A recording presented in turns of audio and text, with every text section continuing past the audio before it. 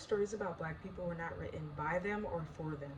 This negative representation so early on set a precedent about what kind of black media was accepted by the masses. Black people were mocked, portrayed as caricatures. Early films, such as The Birth of a Nation by D.W. Griffith, painted specifically black men as overly lustful, ignorant, and a threat to white civilization. Just 4 years after the release of A Birth of a Nation, a film that affirmed harmful stereotypes toward black people, Oscar Micheaux released his first film, The Homesteader, a film about a black man trying to build his life in the Midwest when he falls in love with a white woman.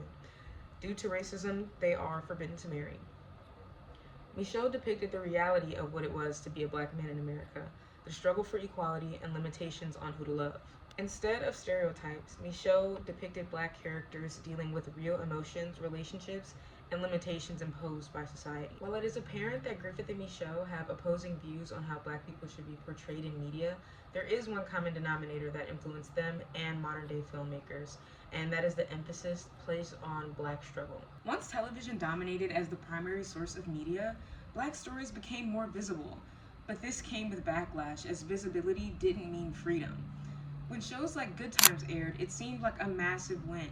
The show featured a black family living in a Chicago project and followed the family as they faced daily challenges. Although the show depicted a nuclear, loving family, topics of poverty, unemployment, and the overall struggle persisted. After decades of misrepresentation and black stories being written by those outside of the community, things began to shift. Enter Tyler Perry. In 2005, he released his debut film, The Diary of a Mad Black Woman. Perry gave audiences a story that was comical with the appearance of Medea, but also extremely deep, as Helen, the main character, journeys to find herself again after leaving an 18-year-long abusive marriage. Perry was one of the first modern-day black directors who owned their studio and their art outright. His success was huge for the black community. For the first time, a black creator had the power to tell stories without relying on traditional Hollywood gatekeepers. Tyler Perry's success as both a director and an owner reflects what Oscar Micheaux was trying to accomplish, a shift in control over production. But it also reveals how difficult it is to move beyond the harsh narratives that have long defined black media. Artists like Perry are still working within a system that rewards familiar narratives, and in 2026, that system has changed once again. In early 2026, the Corporation for Public Broadcasting voted to shut itself down due to constant defunding and vulnerability to consistent attacks made by government funding programs.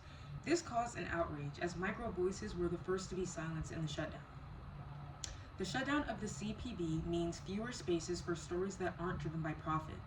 Even though more creators have ownership today, they are now more dependent on what audiences will pay for or watch. This makes it harder to move away